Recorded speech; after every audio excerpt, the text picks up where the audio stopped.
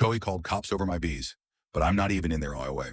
You ever have the cops called on you because of bees? No, not a swarm, not an attack, not a hive gone rogue, just some honest, hard-working backyard pollinators doing their thing on a sunny afternoon. Well, I have, and it all started with a knock on my gate. A pair of aviators, and the same three words I've grown to hate, ma'am, filed a complaint. Let me back up. My name's Elijah Marks. I'm a carpenter by trade and a beekeeper by passion. I moved into my home in Belridge 3 years ago, after my wife passed. Bought a fixer-upper with a slanted porch and a sagging roof, something to keep my hands busy and my grief distracted. It worked, mostly. The house came back to life. I started sleeping again. And on a whim, one spring, I took a beginner beekeeping class at the local community center. Changed my life. There's something about bees, their order, their quiet devotion to the hive, their stubborn insistence on balance. It centered me in a way therapy never could. So I kept going. Started with one hive, then two, then four. Eventually got certified through the state ag department. Sold my honey at farmers markets. Donated wax to local candle makers. Gave jars to neighbors for the holidays. It was peace. It was healing. It was mine. Until Karen moved in across the fence. Her name was really Carol Ann Pennington, but everyone called her Karen even before she earned it. Newly divorced, recently relocated from somewhere colder and stricter. She drove a silver Audi, wore lemon-colored blouses, and introduced herself with laminated business cards that read, Community Liaison, Belridge Beautification Board. That's not a real title, but she sure acted like it was. She first stopped me while I was checking the hives one morning, full bee suit on, smoke puffer in hand. Excuse me, she called over the fence. Are those, bees? I lifted my mesh hood. Sure are. I don't think those are allowed here. I gave her a smile that said, bless your heart, without needing to say it. Actually, they are. Local ordinance says 4 hives maximum per suburban lot. I've got 4. Certified and inspected. Karen blinked like I just told her gravity was optional. I don't think that's safe. What if they sting someone? What if they swarm? They're Italian honeybees, I said. Gentlest breed around. They're more likely to fly past you than toward you. She sniffed. Well, I'll be calling the HOA. And I gave her the first of many fatal blows. There is no HOA on the street. Her face didn't twitch, but her neck did. The first real incident came 3 weeks later. I found one of my hives tipped over. Not knocked by wind, not hit by an animal. No, we're talking clean shove. Wood slats scattered, honey everywhere, bees in a panic. I spent that whole Sunday rehousing the queen and patching the structure. Thankfully, the colony survived. But it rattled me. It rattled them. I didn't report it, because what was I going to say? My bees were attacked. Officer. But in my gut, I knew. I checked my cameras. They faced my front yard. No footage of the back. Rookie mistake. So I installed new ones. 2 days later, another note. This property is in violation of Belridge Appearance Standards, unauthorized apiary structure. Remove immediately. Signed. Karen Pennington, Belridge HOA. There it was again, that word, except it was fiction. See, our little cul-de-sac was part of a leftover pocket from when the developers split the master plan. The homes on either side, yes, they were part of Belridge Estates, with monthly dues and mailbox uniformity and all that. But my street 14 house is in a gap with no governing board. I had no HOA. Karen, however, had created a fake one, and she was printing letters on stolen letterhead, complete with a fake website and a P.O. box in her name. I took the letter straight to her door. She answered like she was expecting guests. Not war. This your idea of a joke, I said, holding up the violation. Not a joke, she replied smoothly. A community initiative. We're trying to encourage harmony. I stared her down. You vandalized my hives. Excuse me, one was tipped. You want to explain that? Her eyes went wide. Are you accusing me of something? Mr. Marks, I'm accusing you of stepping way out of bounds. Karen didn't blink. She never did. Just tilted her head like I was a loud child and said, well, some of us are allergic, and she shut the door. The cops came a week later. 2 of them. Young, polite, confused. We got a call about a swarm. Reports of public safety risk, said the taller one. I led them to the hives. Calm, orderly. Nothing out of place. These bees, I said, are less dangerous than your average dog. The shorter cop scratched his neck. We figured. Honestly, the call was weird. She made it sound like, you were running some kind of illegal operation. Do I look like a cartel? No, sir. They left without incident, but my blood boiled. I posted about it on the local Facebook group. Just a paragraph. For the record, my bees are legal, certified, safe. Someone in the neighborhood called the police on them. We're better than this. Within an hour, it blew up. People chimed in with support. One woman offered her lawyer husband's info. Another sent me a jar of jam with a note that read, "For the bees, not for Karen." But not everyone was friendly. An anonymous account posted dangerous hives don't belong in family neighborhoods. Some people think they're above the rules. The war had begun. That's when I started tracking her HOA. Turns out, Karen had been running her own shadow organization for months, sending fake violations, collecting voluntary donations, and threatening code enforcement reports over things like lawn aesthetics and vehicle noise. She targeted people she thought wouldn't fight back: retirees, immigrants, single moms. I wasn't the first. I was just the first to sting, so I started documenting. Screenshots, letters, emails, voicemails. Every time she said HOA, I logged it, and I wasn't alone. My neighbor Darius, young guy, works in IT, came over one night with a flash drive full of Karen's old Facebook posts, website data, and a list of people she'd fined. "I think it's fraud," he said. "If she's pretending to be a legal authority, that's a crime." It was. And I was going to prove it. But just as I built my case, Karen went nuclear. I woke one morning to sirens, fire department, hazmat suits, animal control. They blocked off my entire street.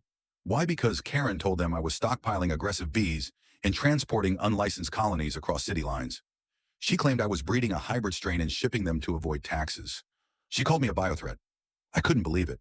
I stood on my lawn in pajama pants and a flannel shirt while a guy in a respirator tried to confiscate a hive. "Sir," he said, "do you have any documentation?" I pulled out my state apiary license, showed them the inspections, the tags, the records. They backed down, but the damage was done. Neighbors stared, cameras rolled, and I knew this wasn't about bees anymore. This was about power, and it was time to take it back. There's a funny thing about bees: when one stings, it dies, but the hive remembers. And after Karen unleashed emergency crews on my property, the hive that remembered wasn't just mine, it was my neighbor's. The fire trucks had barely left when Mrs. Estrella, from 2 houses down, showed up on my porch with a warm tortilla wrapped in foil and her voice shaking. She did the same to me. Not with bees, but I planted sunflowers. She called it agricultural encroachment, told the school I was selling unlicensed produce. I didn't know whether to laugh or weep. Behind her came Darius, then Sharon, the woman with the jam, then Mr. Kwong, a retired machinist who said Karen demanded he remove his wind chimes for being disruptively whimsical. One by one, stories piled up like winter kindling. A woman named Bree had footage of Karen slipping letters into her mailbox at night, unsigned notices with made-up codes. A teenager named Jules shared a screenshot of Karen reporting their pride flag as a gang symbol. Everywhere I turned, another thread in Karen's fake HOA web was unraveling. So I stopped fixing fences, I stopped painting hive boxes, and I started building something much louder: a case. It started with a Google Doc. Simple title: Belridge Karen Files, a pattern of fraud, harassment, and manufactured authority. Darius helped me organize the data. Photos of violation letters, time-stamped video from door cameras, screenshots of her HOA site and donation links, and a list of all 37 houses on our street, not one of them part of a registered HOA. Victor, the attorney Sharon connected me with, reviewed everything. "She's not just being petty," he said. "She's impersonating a legal entity, enforcing false authority, and collecting money under fraudulent claims. In other words, criminal fraud." We prepped cease and desist letters, a formal fraud complaint, and a public notice. And just as I was about to take it to the city, Karen struck again. It happened on a Thursday. Hot, humid. Bees were sleepy. I was restaining a hive when I saw her Audi idling outside. She got out, high heels clicking, holding a folded paper in one hand and a cell phone in the other. "Mr. Marks," she called. I didn't move. She stepped onto my driveway. "Consider this your final warning. If the hives aren't gone in 72 hours, I'll file for community injunction." I slowly removed my gloves, stood up, and walked toward her. "You're trespassing. I'm enforcing. You're impersonating authority. You've harassed over 30 people. You've defrauded half this street. I've got the documents, the footage, and the lawyer on speed dial." Her face paled. "You're bluffing." "No," I said. "I'm publishing." She swallowed. "What does that mean?" I pointed toward the sidewalk where Darius was setting up a folding table, where Bree was stacking file folders, where Mr. Kwong had plugged in a laptop linked to a local server. It means the hive is done being silent. By sundown, we launched our own site, www.belridgebeesnotbullies.org, on the homepage. The full list of falsified letters, a map showing which homes were never in any HOA, and a gallery titled Karen's Paper Trail. We didn't write one insult, not one accusation without evidence. Just facts, names, dates, scans, and screenshots. We posted the link in the Belridge Facebook group. It got 7,000 views in the first night, and it hit the next morning's news. Karen's empire collapsed like a hive under a thunderstorm. First came the knock from code enforcement. They'd received over a dozen complaints from both ends. When they saw our compiled evidence, they launched an investigation. Turns out Karen had used city seal templates and her letters illegal on multiple levels. Then came the media. Local woman poses as HOA to control neighborhood was the headline on Channel 4. The thumbnail, Karen standing outside my fence, screaming into a phone. Neighbors who'd once stayed quiet started posting support. Even those from real HOAs chimed in. We have rules, but this is fascism in cardigans. Her PayPal donation link was suspended. The fake site taken down. The P.O. box revoked. And her Beauty and Order Committee on Facebook got mass reported and deleted in under 24 hours. But the moment of true justice that came on a Monday afternoon in small claims court, Karen showed up in beige with pearls and a folder. I showed up in my apiary coat with Victor and a tie, and every document printed twice. The judge took one look at the stack we handed in and asked, Ms. Pennington, are you or were you ever a legally recognized HOA officer for this neighborhood? She opened her mouth, then closed it. No, she finally muttered. The courtroom was silent. The judge nodded. Then we're not dealing with civil conflict. We're dealing with impersonation and targeted harassment. We didn't just win, we buried her. Karen was fined for fraud, ordered to refund over $11,000, banned from using any HOA-related label again without city approval, placed under a restraining order for me, Darius, and 2 other neighbors. She appealed. She lost. She moved out 3 weeks later. No farewell, no moving sale, just a U-Haul and a new face of defeat. The house sat vacant for months, but the street it bloomed. We turned the old HOA board into a free library box, turned the empty lot into a community garden. My bees got featured in a school science fair, and me, I kept beekeeping. Sometimes a kid from the block would come over, suit up, and help me smoke a hive. One of them, Luis, a quiet 10-year-old who used to flinch at the sight of bugs, now wants to be an entomologist. Because of bees, because of peace, because we chose to fight with truth, not fire. Here's the thing about people like Karen. They count on silence. They weaponize shame. They invent power where none exists. But all it takes is one person to sting back loudly, legally, and with a little help from the hive. People think bees sting and forget. But if you spent time around a hive, you know they have memory. They recognize scent, faces, even rhythms, and they rally. So when Karen left town, you'd think that'd be the end. But the thing about parasites is, they don't always leave quietly, and Karen's damage didn't either. Because the moment her power collapsed, the community she'd poisoned had to face what she'd left behind: distrust, division, and an undercurrent of fear so deep, some folks didn't know how to function without rules, even fake ones. It wasn't over. Not yet. The week after her move, I stood on my back porch, watching Duke the collie from next door dig up where my bees used to be. I'd moved the hives back deeper, away from traffic, not out of fear, out of clarity. The hive had done its job. The war was public, but peace that still needed tending. That's when Sharon dropped by. You got a minute? She asked, her voice tight. I set down my brush. Sure. She pulled a crumpled paper from her purse, one I knew all too well. A fake violation letter from Karen. But this one was different. It wasn't addressed to Sharon. It was from Sharon. She used my name, she said, signed it with my signature. I never wrote this. The letter accused another neighbor, Arjun, of building an unlicensed backyard shrine. He'd taken it down out of embarrassment. Sharon only found out about it when her daughter mentioned it at dinner. I felt something turn cold in my stomach. Karen hadn't just impersonated an HOA. She'd forged neighbor against neighbor. With Victor's help, we re-examined all 37 known letters. 4 were signed by real people, but none of them actually wrote the letters. And 2 of those people had moved out of Belridge over a year ago. It was a deeper fraud than we realized. Karen had weaponized community against itself, set neighbor against neighbor with forged names, fake complaints, and manipulated shame. And worst of all, it had worked. Arjun's shrine gone. Mrs. Estrella's garden overgrown. Neglected. Like she gave up. Even Jules had taken down their pride flag. She made me think people hated it, Jules told me, eyes low, that they hated me. This wasn't just petty crime. It was psychological warfare. And the only way to undo it was to rebuild the hive. Together. We called a meeting, no more Facebook groups, no secret committees, just people. On the lawn, folding chairs and lemonade. I stood up, beekeeping gloves still dangling from my back pocket. I thought when Karen left, it'd feel like peace. I said, but what she left behind, that's the real mess. People nodded. She made some of us think we were the problem, made others believe they were alone. Sharon stepped forward. She used my name. I didn't speak up.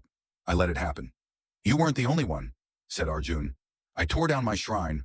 I thought maybe I was out of line. That's how deep it got. Silence. Then Bree spoke. So what do we do now? My answer was simple. Tell the truth. Out loud. Together. We formed a group. Not a governing body. Not an HOA. Just the hive. Our mission: transparency. Inclusion. Rebuilding trust. We held monthly potlucks. Published public letters of apology and affirmation. Put flags and flowers back up together. Jules' flag went up first. We threw a color as beautiful barbecue around it. Arjun rebuilt his shrine. And this time, we helped him decorate it. And the bees, we started giving tours. Once a month, I'd open the hives, let kids wear suits, teach them how pollination works. Sharon made honey cookies. Bree made labels for our neighborhood jars. We created something Karen never could: real community. Then came the email from Karen, sent to my public contact page on the Belridge Bees website. I see you've turned your vendetta into a movement. Congratulations. But don't think for a second this absolves you. You humiliated me publicly. That was your choice. Mine is still coming. There it was. One last sting. But I wasn't scared. Not anymore. I printed it, posted it at the next hive gathering. This, I said, holding it up, is what we're not going back to. Cheers, applause, laughter. And then Sharon, with a grin, pulled out a small frame. Inside was the quote, "Even a queen dies when she stings." We hung it in the community garden, next to the bee box mural the neighborhood kids painted. Peace wasn't a return to what we had before. It was the work of listening, of apologizing, of remembering we were never the enemy, just too quiet, too alone, too afraid. Karen taught us what happens when one voice fakes authority. The hive taught us what happens when many voices find truth. That night, I stood outside, bees humming in their hives, soft wind through the hedges. And for the first time since my wife passed, since the first hive arrived, since Karen stormed my gate with lies, I felt something I hadn't in years. I felt home. You'd think once a fraud is exposed, it would die quietly, fade like smoke when the wind changes. But Karen, she wasn't smoke. She was acid in a perfume bottle. Even after the restraining orders, the court loss, and the public shaming, she still had one thing left: the internet, and she planned to use it like a flamethrower. The first sign was a Reddit post. A user named Truth Belridge started sharing blurry photos of my property, zoomed-in shots of my hives, the community garden, even one of Arjun's shrine. When peaceful neighborhoods become political zoos, how one man's bees became a cover for radical neighbor control. When flags fly, who's really stinging? It was subtle at first, coded language, passive-aggressive concerns, but the subtext was clear. Karen was trying to reclaim the narrative, and it worked. For a little while, the local news, always hungry for a twist, ran a lazy segment, "Controversy buzzes in Belridge or backyard bees," causing a sting in community trust. They didn't talk to me, or Sharon, or Jules, or anyone, really. They just ran stock footage of bees and called it journalism. And in the comments section, the trolls came swarming. "Keep your bugs off my property. Bet he's not licensed. This is why we need stricter HOAs." The hive was stunned. Bree texted me, "Are we really doing this again, Victor?" The lawyer called, "We can send takedowns. But that won't fix the smear." And I realized Karen had shifted the battlefield. No more paper mailboxes. She was weaponizing pixels, so I made a choice. We weren't going to run from the media. We were going to own it. We started with the kids.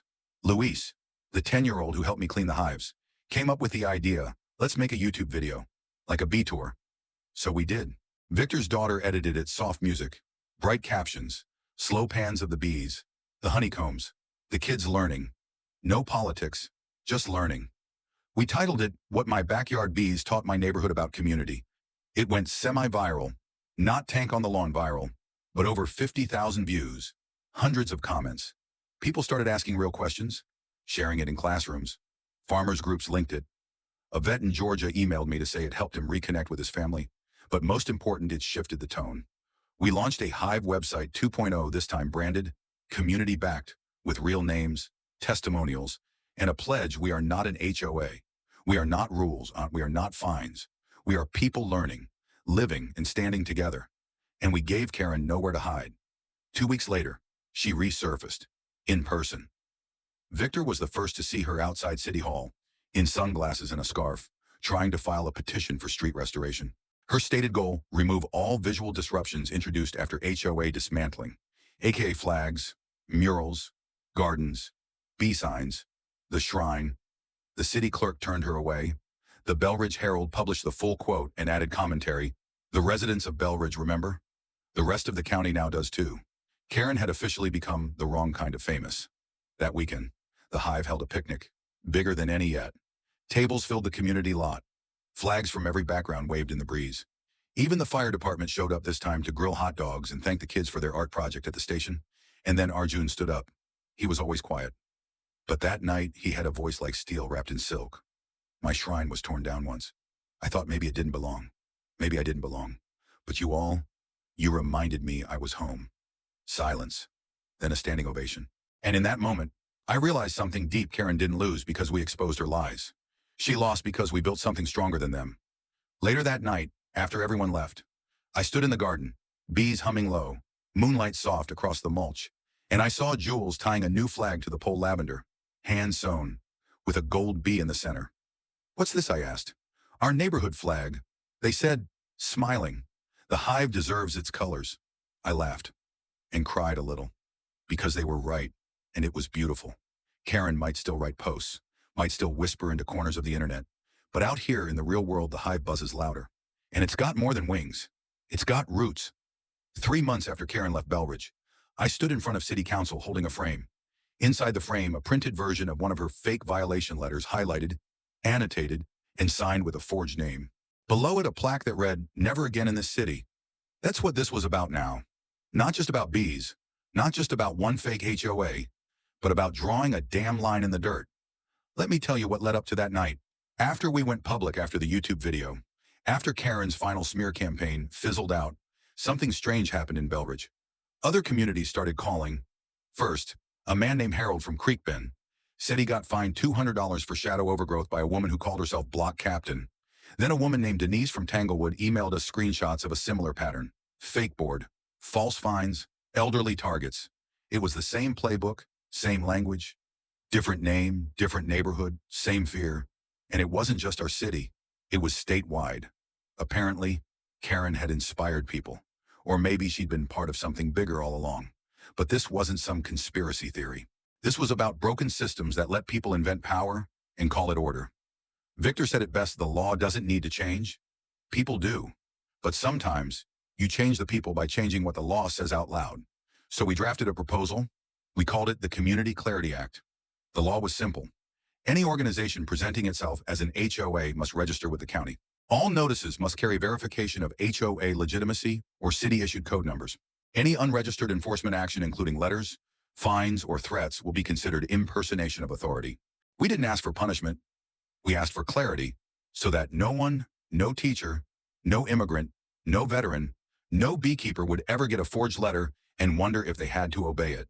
It wasn't flashy, it wasn't sweeping, but it was enough. That's how I found myself. One quiet Thursday night, standing before 5 city council members and about 80 neighbors, reading from Karen's bee hazard violation.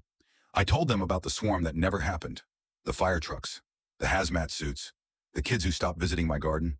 Then I told them about Jules, Arjun, Sharon, about forgiveness, about rebuilding, and about what comes next. Then I held up the frame. This is not just paper, it's fear, manufactured, mailed, and enforced through silence. We broke that silence. Now we ask you to seal it for good. A week later, the bill passed unanimously. The Community Clarity Act is now law in our county. It's already inspired 2 other towns to draft their own versions. And Belridge. We're finally free. The house Karen left behind sat quiet for months. Eventually, a family bought it, 2 dads and a baby girl with cheeks like apples. The Hive helped them move in. They asked if the neighborhood had any rules. "We have one," I said. "Don't be a Karen." They laughed. I wasn't joking. This morning, I opened my hive. The bees were calm, full, busy, the way they are when they know the rhythm is good. Luis ran over, now taller, voice cracking. Mister, Marksy shouted. Someone from the newspaper's here. They want to ask about the hive. I smiled. Because of course they did. Because in the middle of a world gone weird, someone heard about a little neighborhood that fought back with honey, with hands, with heart. A place that turned a fake HOA into a real family. A place where the bees aren't the danger, where silence is. So here's what I'll say to you if you're reading this. Wherever you are, don't wait for someone to fix it. Start with your own hive. Start with the kid on the corner, the elder next door, the flag you're afraid to fly. And if someone tries to tell you who you are with a fake title and a real threat, you stand up, you sting back with truth, because justice buzzes, and it never forgets. Sometimes the sting takes longer to land. You might think the council vote, the law passing, and Karen's departure would be the end of it.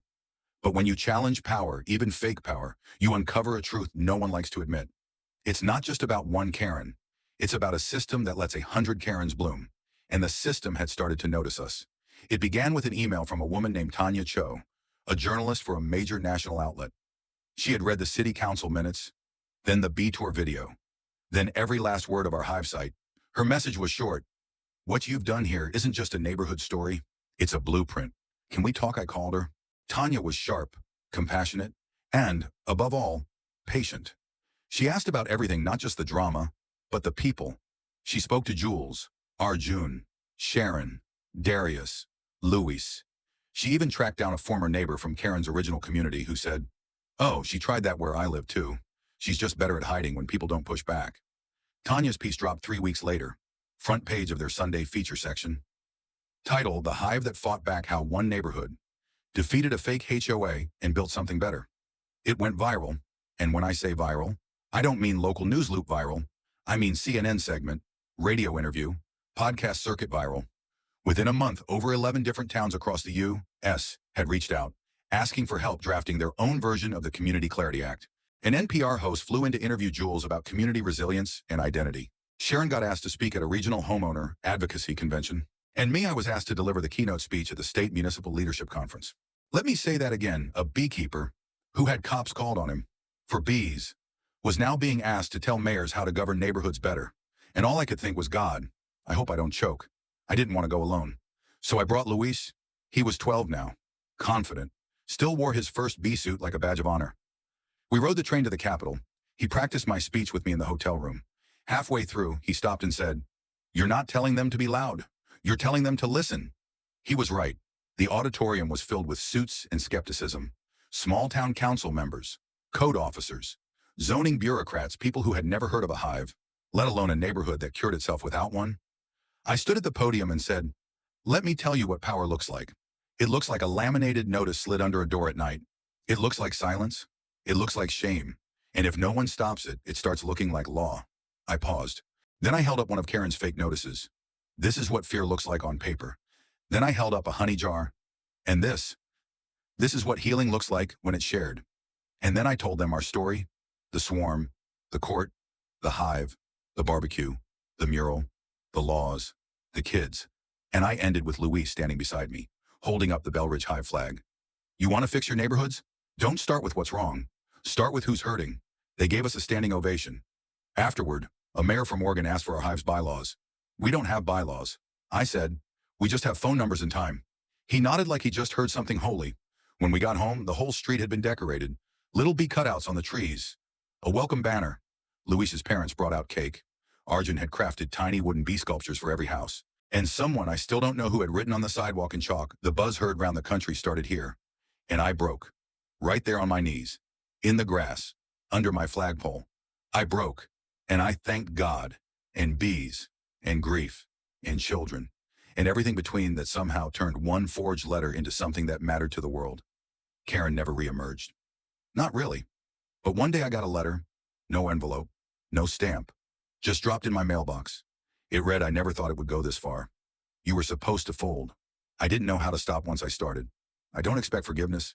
Just maybe stop talking about me. Please, no name." But I knew. I didn't respond. I didn't need to. Because this story, it was never really about her. It was about the people who refused to stay small, the people who listened, the ones who built something that could not be fined, erased, or revoked. A hive, and it's still buzzing. I once read that a single bee, in its entire lifetime, produces only about 1/12 of a teaspoon of honey. 1/12, on its own, that seems like nothing. Insignificant. But together, a hive can feed generations, shape landscapes, pollinate nations. I think about that a lot these days, especially now that they want to name the community center after me. It started as a joke. At our one-year hive anniversary, what the kids call Freedom from the Fake HOA Day, Jules made a cardboard sign that said, "The Elijah Marks Civic Hive." Luis taped it above the shed where I keep my beekeeping tools. We laughed. We took a picture. But that photo, someone posted it online with the caption, "This man saved our street with bees and backbone." It got shared. A lot. The next thing I know, City Council called asking if I'd accept the honor of having the new community garden and learning center named after me. I told them name it after the hive. I was just the first one who got stung. They insisted. You're the one who didn't back down. I didn't know what to say, but Luis did. He leaned over, tugged my sleeve, and said, "Mr. Marks, if you say yes, it's not for you. It's for all of us who needed you to say it first." So I said yes, and I cried. Again. The Hive Center opened on a bright spring day. There were bees, of course safely enclosed in an observation hive, where kids could watch them work. There were flags, in every kind. Pride flags, cultural flags, military. Even one made of recycled grocery bags painted with wildflowers.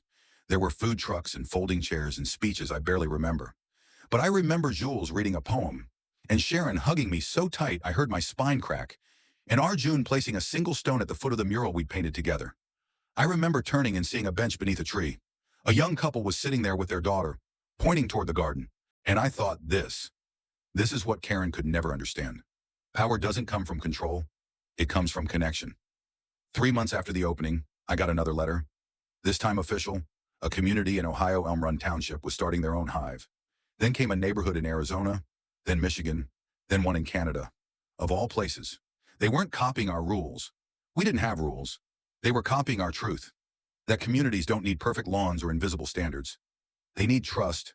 They need listening. They need shared labor and shared love. I was invited to join a virtual panel called Post-HOA America What Comes Next. I laughed. Then I joined. Because somehow I'd gone from a widower hiding behind hive boxes to a man who helped people rebuild hope with a spoonful of honey and a couple of angry bees. As for me, I still live on the same street, same house, same porch swing, but things feel different now. Luis comes by twice a week to help bottle honey. He's taller than me now. Jules is studying journalism at the local college. Sharon's running for school board. And Darius, he's designing an app to help neighborhoods detect fake HOA violations before they spread. We're still just people. We still argue, still forget trash days, still get cranky when the Wi-Fi goes out. But we are no longer afraid. Not of letters, not of clipboards, not of phony presidents in pastel slacks, because we built something stronger than fear, and it's still growing. You might be reading this from a place like Belridge. Maybe you've got your own Karen, or maybe you are Karen. If you are, this part's for you, too, because here's what we learned. You can't fake community. You can't force people into quiet, and you can't stop the truth from humming once it starts to fly. Final call to action. Do you believe in real community? Have you ever been silenced by someone who claimed to speak for everyone? Then build your own hive. Small, honest, messy, real. And if they call the cops on your bees, let them come. We've got suits waiting.